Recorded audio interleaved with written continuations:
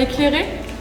Du coup, en fait, on avait envie de travailler sur éclairé, mais d'éclairer différemment la table, parce que généralement, au cours du repas, en fait, on va toujours avoir un plafonnier central.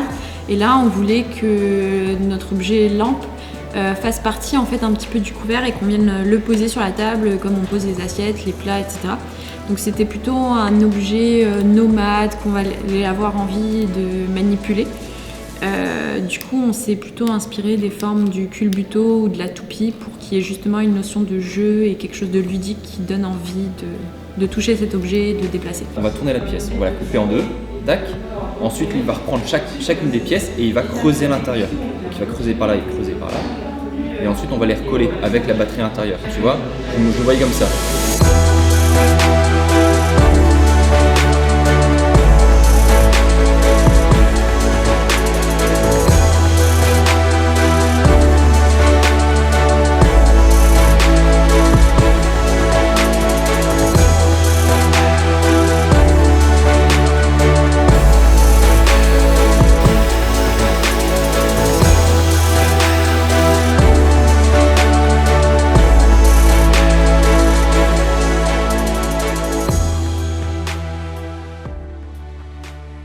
Il y a un service après de dégustation, donc du coup ça on reprend la même forme, mais là c'est fermé ici. Et du coup il y a cette prise en main, du coup on utilise cet objet comme on voulait, comme un objet pour tourner, pour regarder la couleur. Donc, ouais, on l'a affiné un petit peu, pour que ça soit encore un peu plus pour que ça fasse plus boule. L'estampille un peu plus chaud et là un peu plus... ouais, que ça soit légèrement plus plat.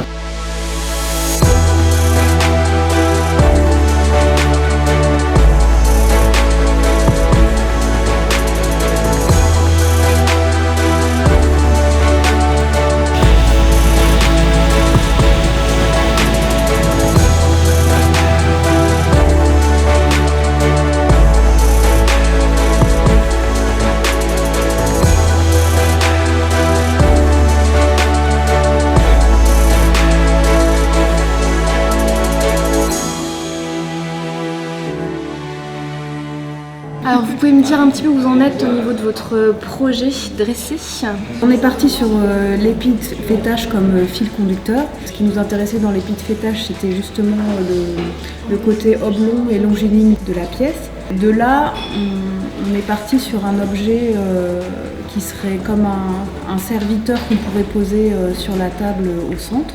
La partie finale de ce projet-là est une cloche qu'on peut retrouver juste ici en modélisé, mais qui se poserait juste au-dessus du plateau qui est censé normalement être en bois.